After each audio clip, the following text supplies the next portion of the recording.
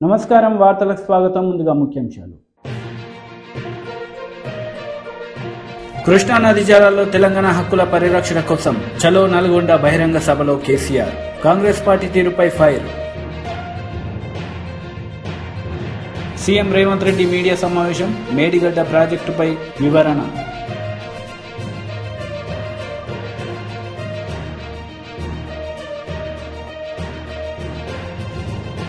జగన్ సర్కార్ అరాచకంపై టీడీపీ జాతీయ ప్రధాన కార్యదర్శి నారా లోకేష్ శంకరావం.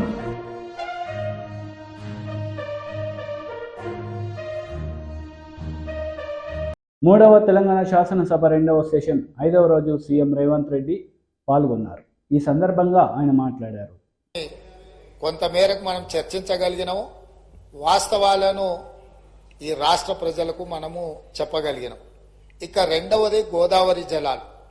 గోదావరి జలాల మీద మీకు తెలుసు, ఆనాడు తమరు మంత్రిగా ఉన్నప్పుడే డాక్టర్ వైఎస్ రాజశేఖర రెడ్డి గారు, ఆనాడు పెద్దలు దేవేందర్ గౌడ్ గారు ఆదిలాబాద్ నుంచి చేవెళ్ల వరకు పాదయాత్ర చేసి తెలంగాణ ప్రాంతాన్ని సస్యశ్యామలం చెయ్యాలి అని అంటే ప్రాణహిత చేవెళ్ల నిర్మించాలి అని చెప్పి వారు పాదయాత్ర చేపట్టడం జరిగింది. ఆనాటి ప్రభుత్వం ఈ ప్రాంత ప్రజల యొక్క ఆలోచనను దృష్టిలో పెట్టుకొని ప్రాణహిత చేవెళ్ల ప్రాజెక్టును ఆ రోజు ప్రారంభించడం జరిగింది. ఆ రోజు దాదాపుగా మొదట 12 లక్షల ఎకరాలు అనుకుని తర్వాత 14 లక్షల పైచిలకు ఎకరాలతోని 38,500 కోట్ల రూపాయలతో 2008లో టెండర్ పిలవడం జరిగింది. పనులు ప్రారంభమైనవి. అదేవిధంగా ప్రాణహిత చేవెళ్లకు డాక్టర్ బాబాసాహెబ్ అంబేద్కర్ గారి పేరు పెద్దలు వెంకటస్వామి గారి సూచనతో ఆ రోజు వారు విజ్ఞప్తి చేస్తే ఆనాడు ప్రాణహిత చేవెళ్ల పేరు డాక్టర్ బాబాసాహెబ్ అంబేద్కర్ గారి పేరు జోడించి పెద్దలు వెంకటస్వామి గారి సూచన మేరకు ఆ ప్రాజెక్టును పనులు ప్రారంభించారు. తెలంగాణ రాష్ట్రం వచ్చే వరకు ప్రాణహిత చేవెళ్ల పనులు ప్రారంభించి చేవెళ్లలో మీకు తెలుసు 1,000 కోట్ల రూపాయల పనులు జరిగినాయి. ప్రభుత్వం వచ్చిన తెలంగాణ రాష్ట్రం వచ్చి ప్రభుత్వం మారినాక కొంతకాలానికి అధికారంలో ఉన్న వాళ్లకు రీడిజైనింగ్ అనే ఒక బ్రహ్మ పదార్థాన్ని కనిపెట్టారు. ఆ బ్రహ్మ పదార్థంతోనే తుమ్మిడిహెట్టి దగ్గర నిర్మించాల్సిన ప్రాజెక్టును వివిధ మార్పులకు చేర్పులకు దారితీసి చివరికి మేడిగడ్డ, అన్నారము, సుందిల్ల ఇక్కడ బ్యారేజీలు కట్టి మేడిగడ్డ నుంచి లిఫ్ట్ చేసి అన్నారంలో పోస్తాం, అన్నారంలో నుంచి లిఫ్ట్ చేసి సుందిల్లలో పోస్తాం, సుందిల్లలో నుంచి నీళ్లు లిఫ్ట్ చేసి మిడ్మానేరులో పోస్తాం, అక్కడి నుంచి మిగతా ప్రాంతాలకు నీటిని తరలిస్తామని చెప్పి ప్రాజెక్టు రీడిజైనింగ్ అని ఒక బ్రహ్మ పదార్థాన్ని కనిపెట్టి 38,500 కోట్ల రూపాయల అంచనాతో ప్రారంభమైన ఈ పనులను 1,47,000 కోట్ల రూపాయలకు పెంచింది అధ్యక్ష. అది కూడా పూర్తి డీటెయిల్ ప్రాజెక్ట్ రిపోర్ట్ ఉందంటే అది కూడా లేదు. ఇప్పటికీ 1,47,000 కోట్ల రూపాయలకు చేరింది. అది ఇంకా భవిష్యత్తులో పూర్తి చేయాలంటే 2.5 లక్షల కోట్లు అయిద్దా ఎంత అయితా ఇంతవరకు అంచనాలు వేయడానికి కూడా సాహసం చేసే పరిస్థితి లేదు. సరే, అంచనాలు ఎట్లా పెంచిండ్రు, ప్రాజెక్టు రీడిజైనింగ్ ఎట్లా చేసిండ్రు, సాంకేతిక పరమైన అంశాలేంది, సాంకేతిక నిపుణులు ఇచ్చిన ప్రాజెక్టు డిజైన్ ఏంది, దాని తర్వాత జరిగిన నిర్మాణం ఏంది, నిర్మాణం తర్వాత జరిగిన నిర్వహణ ఏంది, ఇవన్నీ ఒకెత్తైతే ఈరోజు మేడిగడ్డ బ్యారేజ్ అనేది కుంగిపోయింది అధ్యక్ష. కుంగిపోయినప్పుడు గతంలో ఉన్న ప్రభుత్వం ఏం చెప్పింది, బ్యారేజీ కింద ఇసుక కదిలింది, ఇసుక కదిలితే ప్రాజెక్టు కుంగింది అని చెప్పింది అధ్యక్ష. నేను తమరి ద్వారా అడుగుతున్న అధ్యక్ష, ఇసుకలో పేక మేడలు కట్టిండ్రు అధ్యక్ష. ఇసుక కదిలేటట్ల ప్రాజెక్టు బ్యారేజు కట్టి 1,000 కోట్ల రూపాయలు ఖర్చు పెట్టి ఈ రోజు అది కుంగిపోయితే చుట్టూత పోలీసు పహారాలు, వాఘా బార్డర్ లో కూడా అంత పోలీసు పహారాలు లేవు. అంటే భారత్ పాకిస్తాన్ సరిహద్దులో వాఘా బార్డర్ ఉంటుంది. అంటే పాకిస్తాన్లోకి వెళ్ళాలి అని అంటే అక్కడ మొత్తం శత్రు దుర్భేద్య విధంగా పహారాలు కాస్తుంటారు పోలీసులు, అక్కడ ఉండే ఆర్మీ. అంతకంటే ఈ మేడిగడ్డ ప్రాంతంలో పిట్ట కూడా ఎగరడానికి వీలు లేకుండా ఆనాటి ప్రభుత్వం ఆ కుంగిన బ్యారేజ్ను ఎవరిని చూడకుండా దాన్ని దాచిపెట్టిండ్రు. దాంతోని కేంద్ర ప్రభుత్వం దీనికి సంబంధించి ఫిర్యాదులు అందిన నేపథ్యంలో నేషనల్ డ్యామ్ సేఫ్ అథారిటీ అధికారులను పంపించి ప్రాథమికంగా ఆ ప్రాజెక్ట్ ఏం జరిగిందో చూసి ఒక నివేదిక ఇచ్చిండ్రు. ఆ కేంద్ర ప్రభుత్వం నుంచి ఇచ్చిన సాంకేతిక నిపుణులు ఇచ్చిన నివేదికను కూడా గత ప్రభుత్వం తప్పుపట్టింది. ఆ తర్వాత కాంగ్రెస్ అధికారంలోకి వచ్చిన తర్వాత అక్కడ జరుగుతున్న పరిణామాల నేపథ్యంలో కొంతమంది అధికారులు ఆఫీసుల నుంచి ఫైల్స్ మాయం చేసిందని టీవీలలో పేపర్లలో పెద్ద ఎత్తున వచ్చింది. తక్షణమే ప్రభుత్వం తేరుకొని విజిలెన్స్ అండ్ ఎన్ఫోర్స్మెంట్ అధికారులను మీరు ఆ ఫైళ్లు మాయమవిన ఏమి మాయమైనాయి, ఎవరు మాయం చేసిండ్రు? కృష్ణానది జలాల్లో తెలంగాణ హక్కుల పరిరక్షణ కోసం చలో నల్గొండ బహిరంగ సభలో మాజీ సీఎం కేసీఆర్ పాల్గొన్నారు. ఈ సందర్భంగా కాంగ్రెస్ పార్టీ తీరుపై ఆయన మండిపడ్డారు. ఇదే జిల్లాలో ఉన్న మంత్రి ఉత్తమ్ కుమార్ రెడ్డి మొన్న మాట్లాడింది అసెంబ్లీలో, మీరు కూడా విన్నారు.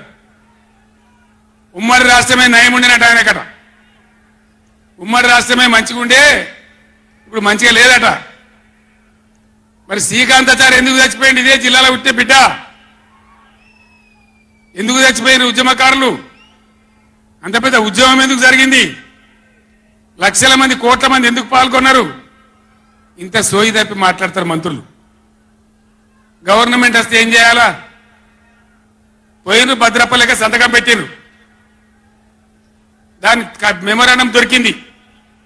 నీళ్ల మంత్రిగా పనిచేసిండు కాబట్టి, అనుభవం ఉంది కాబట్టి, నష్టం ఎంత వస్తుందో తెలుసు కాబట్టి వెంటనే హరీష్ రావు గర్జించిండు. గర్జిస్తే ఒక 4-5 రోజులు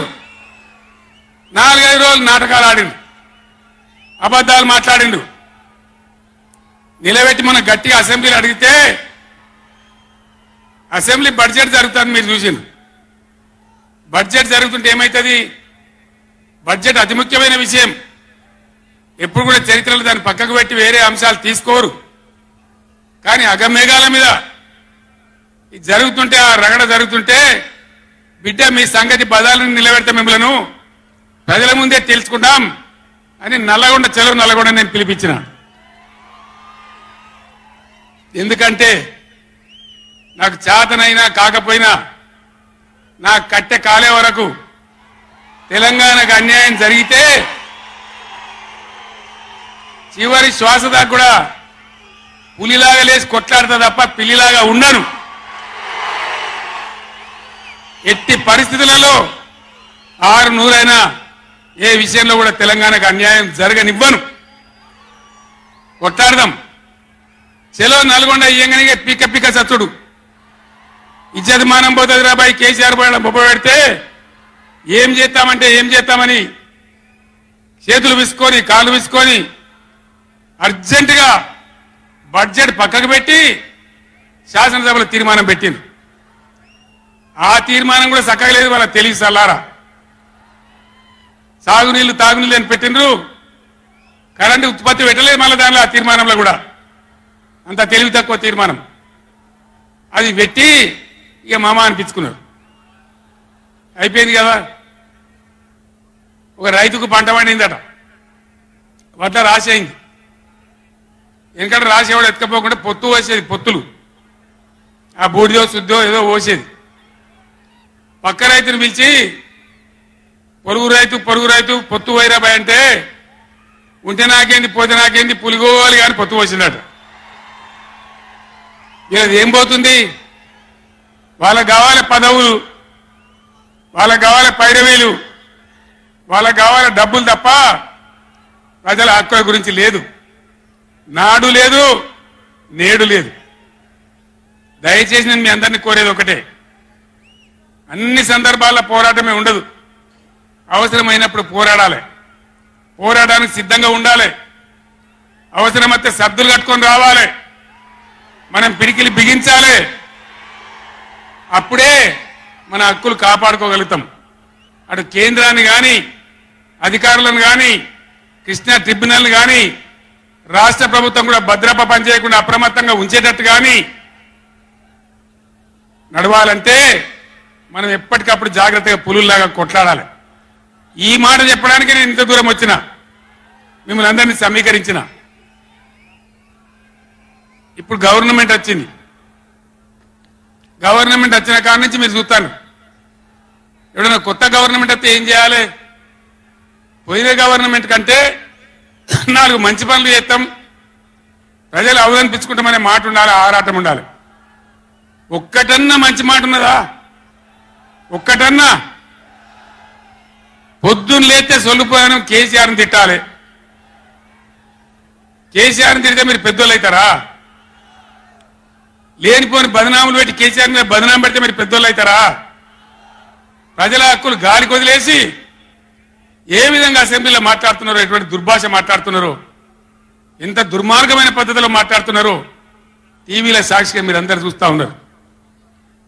నేను మీ అందరిని కోరేది ఒకటే, ఎవరికి అధికారం శాశ్వతం కాదు, కానీ తెలంగాణ ప్రజల హక్కులు శాశ్వతం, మన వాటా శాశ్వతం, మన బతుకులు నిజం, మన పిల్లల భవిష్యత్తు నిజం. దానికోసం అధికారం ఉన్నా లేకున్నా తెలంగాణ ప్రజల పక్షాన కొట్టాడి రాష్ట్రం తెచ్చిన వాళ్ళం కాబట్టి బీఆర్ఎస్ సైనికులు కూడా దయచేసి అప్రమత్తంగా ఉండాలి. మన పోరాటం కొనసాగుతూనే ఉండాలి. ఆ విధంగా మనం ముందుకు పోవాలి. నాకు కొన్ని విషయాలు అర్థమైతలేవు. ఈ మైకోనికి మళ్ళీ ఏం పుట్టిందా? ఏం చేయక మనం అని ఉన్న నడుచుమన్. మేము కరెంటు తెచ్చినాం ఆ రోజు. అంతకుముందు రాత్రి కరెంటు, పొద్దా కరెంటు ఆగమాగం ఉండే. గవర్నమెంట్ వచ్చిన తర్వాత, టీఆర్ఎస్ గవర్నమెంట్ వచ్చిన తర్వాత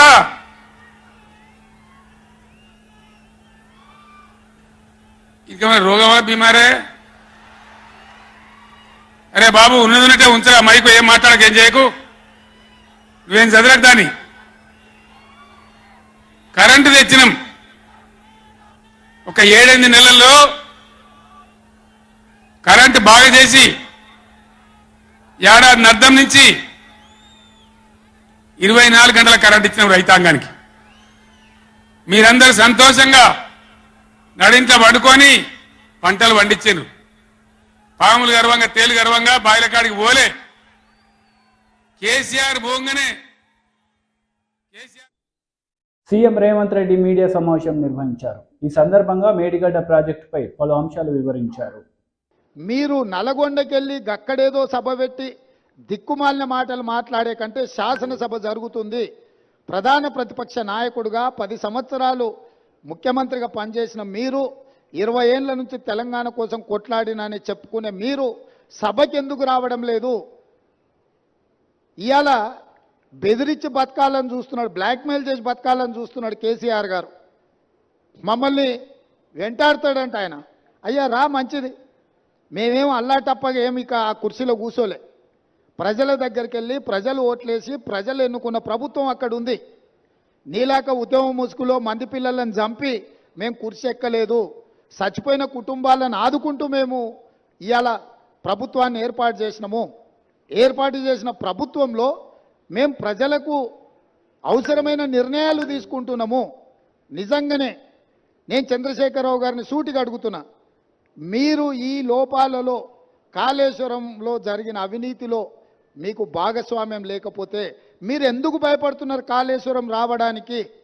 మీరెందుకు చర్చకు రావడం లేదు?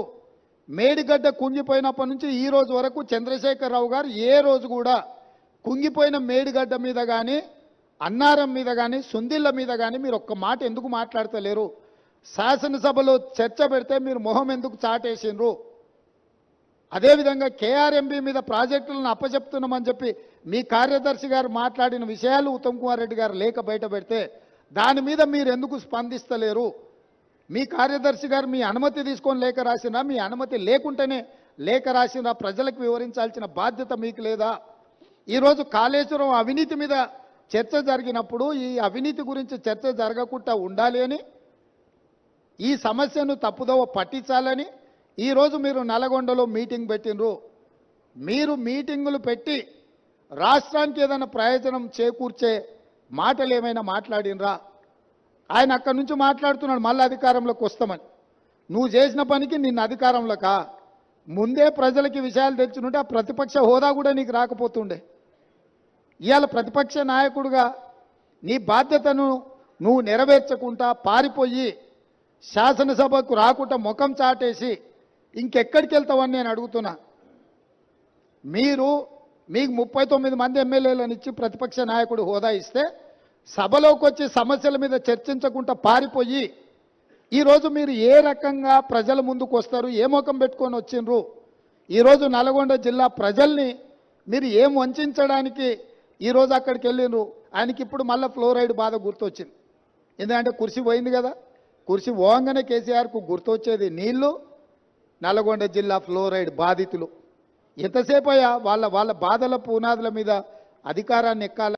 జగన్ సర్కార్ అరాచకంపై టీడీపీ జాతీయ ప్రధాన కార్యదర్శి నారా లోకేష్ శంకరరావు మోగించారు.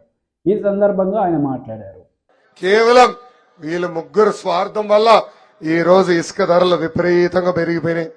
అంతెందుకు ఆర్ఎన్బి పనులు కానివ్వండి, ఐటీడీఏ పనులు కానివ్వండి, ఉపాధి హామీ పనులు కానివ్వండి, ఇవన్నీ ఎమ్మెల్యే గారు మరిది రమేష్ బాబు గారే చేసే పరిస్థితి ఈ రోజు మనం అందరం చూస్తున్నాం. ఇక్కడున్న ప్రజలందరూ నేను ఒకటి కోరుతున్నాను, పుష్ప శ్రీవాణి గారికి మీరు 2 సార్లు అవకాశం ఇచ్చారు. మీ జీవితంలో ఏమైనా మార్పు వచ్చిందా అని ఒక్కసారి ఆలోచించమంటున్నాను. 10 సంవత్సరాలు చెల్లమ్మ ఎమ్మెల్యేగా చేసింది.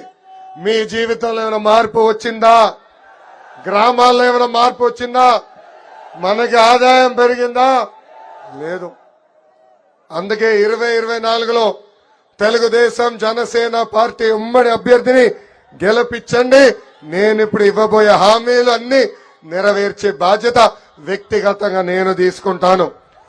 మొదటిది, పుర్నపాటు లావేసు బ్రిడ్జ్ ని మేము పూర్తి చేస్తాం. ఏనుగుల వల్ల రైతాంగం తీవ్రంగా నష్టపోతుంది. ఆ సమస్య శాశ్వతమైన పరిష్కారం చేసే బాధ్యత నేను తీసుకుంటా. గుమ్మడిగడ్డ మినీ రిజర్వాయర్ పూర్తి చేస్తాం. తోటపల్లి ప్రాజెక్ట్ కి అదన హైకట్టు కూడా ఏర్పాటు చేసే బాధ్యత మేము తీసుకుంటాం. జంజవతి వట్టిగడ్డ ప్రాజెక్ట్ మోడర్నైజేషన్ పనులు కూడా యుద్ధ ప్రాతిపదికంగా మేము పూర్తి చేస్తాం. అంతేకాదు జియో 3 మళ్లీ అమలు చేసి మన ప్రాంతంలో ఎస్టీలకే ఉద్యోగాలు ఉపాధి కల్పించే బాధ్యత కూడా నేను తీసుకుంటానని ఈ సభాముఖంగా హామీ ఇస్తున్నా. అసలు గిరిజనుల గొంతు కోసేసిన వ్యక్తి ఈ జగన్. మనకి రావాల్సిన 16 సంక్షేమ కార్యక్రమాలు రద్దు చేసిన వ్యక్తి ఈ జగన్. తెలుగుదేశం జనసేన పార్టీ అభ్యర్థిని మళ్లీ గెలిపించండి. ఆ 16 సంక్షేమ కార్యక్రమాలు మళ్లీ అమలు చేసే బాధ్యత మేము తీసుకుంటామని ఈ సభాముఖంగా నేను హామీ ఇస్తున్నా. మాజీ ఎమ్మెల్యే బీజేపీ రాష్ట్ర ఉపాధ్యక్షులు ఎన్వీఎస్ఎస్ ప్రభాకర్ ప్రెస్ మీట్ నిర్వహించారు. ఈ సందర్భంగా ఇరు పార్టీలపై ఆయన మండిపడ్డారు. 299 టీఎంసీలకి సంతకం పెట్టింది కేసీఆర్ కాదని చెప్పండి. అది తాత్కాలికమా శాశ్వతమా అన్నటువంటి విషయం తర్వాత. ఆనాటి రోజుల్లో ఆ రకంగా ఒప్పుకున్నటువంటి వ్యక్తి. ఆ తర్వాత క్రమం కాలంలో కూడా ఒకవైపున బచావత్ ట్రిబ్యునల్ ఉన్నప్పటికీ, అవార్డు చేసినప్పటికీ తిరిగి మళ్ళీ ఆ యొక్క నీటి కేటాయింపులు జరపాలనేటువంటి ఒక వ్యవహారంలో బ్రిజేష్ కుమార్ ట్రిబ్యునల్ ఏర్పాటు చేసినటువంటి మాట కూడా వాస్తవమే. ఆ ట్రిబ్యునల్ తన పనిని తను నిర్వహించకుండా, సహకరించకుండా, సరైనటువంటి ఆర్గ్యుమెంట్లు ప్రస్తావించకుండా జాప్యం చేయడం, నిర్లక్ష్యం చేసినటువంటి చరిత్ర కూడా కేసీఆర్దే అని చెప్పని నేను పేర్కొంటా ఉన్నా. సుప్రీంకోర్టుకు వెళ్ళటం, ఆ ప్రకారంగా ఆ కేసుని విత్డ్రా చేసుకోమని చెప్పని కోర్టు కోరటం, కోరినటువంటి తర్వాత మరి ఆ యొక్క కార్యక్రమాన్ని ముందుకు తీసుకెళ్లడం కూడా జరిగింది. అయితే ఇప్పుడు కొత్తగా అప్పగించడం అనేటువంటి విషయం మీద రాద్ధాంతం చేస్తా ఉన్నారు. దాని మీద చర్చ చేస్తా ఉన్నారు, రచ్చ చేస్తా ఉన్నారు. ఈ యొక్క నీటి సమస్యల్ని పరిష్కరించడం కొరకే బోర్డుల యొక్క ఏర్పాటు అనేది విభజన చట్టం చాలా స్పష్టంగా పేర్కొంది. ఒకవైపున అమలు చేయమని కోరుతున్నటువంటి తర్వాత దానికి సంబంధించినటువంటి సమాచారం, దానికి కావాల్సినటువంటి సహకారం, దానికి కావాల్సినటువంటి అంశాలని త్వరితగతిగా వేగంగా అందించవలసినటువంటి ఒక ప్రభుత్వం మన తెలంగాణనే నిమ్మకు నీరెత్తినట్టు వ్యవహారం చేసింది. అది అక్కడి ప్రభుత్వానికి అది అవకాశం కలిగింది. కాబట్టే మన రాయలసీమ లిఫ్ట్ ఇరిగేషన్ వచ్చినటువంటి ఒక అంశం. ఈ రెండు ప్రభుత్వాన్ని కూడా, ఇటు కేసీఆర్ ప్రభుత్వాన్ని అటు వైఎస్ జగన్మోహన్ రెడ్డి గారి ప్రభుత్వాన్ని ఆనాటి రోజుల నుంచి ఈనాటి వరకు కూడా నడుపుతున్నది ఒకే ఒక కాంట్రాక్టర్ నడుపుతూ వచ్చాడు. కాబట్టే రాష్ట్రాల ప్రయోజనాలు గాలికి పోయినాయి, ప్రయోజనాలు దెబ్బతిన్నాయన్నటువంటి మాట వాస్తవం అని చెప్పని నేను పేర్కొంటా ఉన్నా. కొత్త ప్రభుత్వం వచ్చిన తర్వాత మళ్ళీ ఈ యొక్క అంశంలోనే కేంద్రాన్ని ఏదో తప్పు పట్టాలన్నట్టుగా వీళ్ళు వ్యవహారం మాట్లాడుతూ ఉన్నారు. మన యొక్క భారతదేశంలోనే అనేక నదుల మీద అనేక రాష్ట్రాల్లో తుంగభద్ర బోర్డు ఉంది, బెటావా రివర్ బోర్డు ఉంది, బ్రహ్మపుత్ర బోర్డు ఉంది, నర్మదా కావేరి వాటర్ మేనేజ్మెంట్ బోర్డులు ఉన్నాయి. ఈ బోర్డులు పెట్టడం కొరకు ఏర్పాటు చేసింది కాదు, కేంద్రం ఆజమాయిషి కోసం ఏర్పాటు చేసినవి కాదు, కేంద్రం రాష్ట్రాల యొక్క హక్కుల్ని హరించాలని చెప్పినటువంటి ఒక అంశం కాదు. ఆ నది పారుతున్నటువంటి రాష్ట్రాలలో సమస్యలు తలెత్తకుండా రైతుల యొక్క క్షేమాన్ని కాపాడాలన్నటువంటి ఆలోచనతో చిట్ట చివరి ఆయకట్టుకు కూడా నీళ్లు అందించాలన్నటువంటి లక్ష్యంతో ట్రిబ్యునల్ అవార్డు చేసినటువంటి నీటి యొక్క వినియోగం సజావుగా సాగాలన్నటువంటి ఒక అభిప్రాయంతో రాజ్యాంగబద్ధంగా ఏర్పాటు చేసినటువంటి బోర్డులు ఇవన్నీ అని చెప్పని నేను పేర్కొంటా ఉన్నా. ఇవి ఏర్పాటు చేసినటువంటి సమయంలో కేంద్రంలో కాంగ్రెస్ ప్రభుత్వం ఉంది, వాజ్పేయి గారి ప్రభుత్వం కూడా ఉంది అన్నటువంటి విషయాన్ని బీసీ, ఎస్సీ, ఎస్టీ, మైనార్టీ వర్గాల్లోని ప్రతి కులానికి సరైన న్యాయం జరగాలనే లక్ష్యంతోనే కుల గణన అని ఎంపీ విజయసాయిరెడ్డి అన్నారు. ఈ సందర్భంగా ఆయన ప్రసంగించారు. ఆయన కుమారుడు జగన్మోహన్ రెడ్డి గారు, మీరు ఉదాహరణకి తీసుకోండి, కర్నూలు అయితేనేమి పార్లమెంట్, అనంతపూర్ పార్లమెంట్ అయితేనేమి, హిందూపూర్ పార్లమెంట్ అయితేనేమి, రాజమండ్రి పార్లమెంట్ అయితేనేమి, ఇవన్నీ కూడా జనరల్ సీట్స్ అయినప్పటికీ కూడా ఇక్కడ బీసీలను నిలబెట్టినటువంటి ఘనత జగన్మోహన్ రెడ్డి గారు. బీసీలను నిలబెట్టి గెలిపించుకున్నాం. కర్నూలు గత ఎన్నికల్లో బీసీ గెలిచారు, అనంతపూర్ లో బీసీ గెలిచారు, హిందూపూర్ లో బీసీ గెలిచారు, రాజమండ్రిలో బీసీ గెలిచారు. దీనికి ఒక శాంటిటీ ఇచ్చేదానికోసంగా మనం చేస్తున్నది కరెక్టా కాదా అన్నటువంటిది తెలుసుకోవాలని అంటే కుల గణన అన్నటువంటిది చాలా అవసరం. అందుకే ఒక సంవత్సరం క్రిందట ఈ యొక్క క్యాస్ట్ సెన్సస్ కి శ్రీకారం చుట్టారు జగన్మోహన్ రెడ్డి గారు. ఒక్కసారి మనకు కులాల వారీగా గతంలో కానీ వెళితే 1931 నుంచి, అంటే స్వాతంత్రానికి ముందు కూడా 1931 నుంచి 1951 వరకు అన్ని సామాజిక వర్గాలు, అది ఓసీలు గాని, బీసీలు గాని, ఎస్సీలు గాని, ఎస్టీలు గాని, మైనారిటీస్ గాని, జనాభా ప్రాతిపదికలో కులాల వారీగా ఆ సెన్సస్ అన్నటువంటిది లెక్కించేటటువంటి వాళ్ళు. 51 తర్వాత ఈ యొక్క కులగణనలో ఎస్సీలు, ఎస్టీలు, మైనారిటీస్ మాత్రమే సెన్సస్ లో తీసుకునేటటువంటి పద్ధతి ప్రారంభం జరిగింది. దీనివల్ల ఏ కులానికి చెందినటువంటి వాళ్ళు, ఏ సామాజిక వర్గానికి చెందినటువంటి వాళ్ళు, ఏ ప్రాంతంలో ఎంతమంది ఉన్నారు, వారికి తగిన ప్రాతినిధ్యం కల్పించాలా అన్నటువంటిది మనం కుల గణన తర్వాత మనం నిర్ధారించుకునేటటువంటి అవకాశం ఉంటుంది. అందుకే జగన్మోహన్ రెడ్డి గారు ఇంచుమించుగా ఈ యొక్క నిర్ణయం తీసుకున్న తర్వాత ఇంచుమించుగా చాలా వరకు కులగణన ఉన్నటువంటిది పూర్తి కావచ్చింది. ఈ యొక్క కులగణన ప్రాతిపదికగా బీసీలందరికీ కూడా, బీసీలు గాని, ఎస్సీలు గాని, ఎస్టీలకు గాని, మైనారిటీస్కి గాని మరింత కరెక్ట్ గా ప్రాతినిధ్యం కల్పించేటటువంటి అవకాశం ఉంటుందన్నటువంటి విషయాన్ని మీకు తెలియజేసుకుంటా ఉన్నా. ఇక రెండవ ఉపయోగం ఏంటంటే ఎవరైతే ఈ యొక్క కులగణన తర్వాత సామాజికంగా ఆర్థికంగా ఎవరైతే ఏ కులాలైతే వెనుకబడి ఉన్నాయో ఆ కులాలకి ఒక రిజర్వేషన్స్ మాత్రమే కాదు, వాళ్ళకి ఆర్థిక సహాయాన్ని కూడా ప్రభుత్వం చాలా కరెక్ట్ గా చేసేటటువంటి అవకాశం కలుగుతుంది.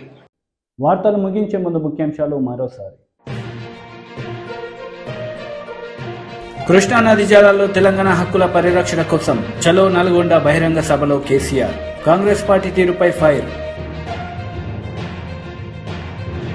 సీఎం రేవంత్ రెడ్డి మీడియా సమావేశం, మేడిగడ్డ ప్రాజెక్టుపై వివరణ.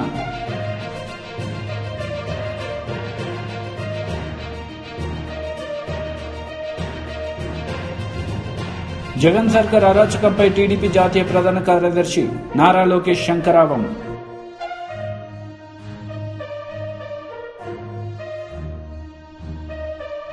ఈ వార్తలు ఇంతటితో సమాప్తం. తిరిగి ప్రసారమయ్యే వార్తలు మళ్ళీ కలుద్దాం. అంతవరకు సెలవు. నమస్తే.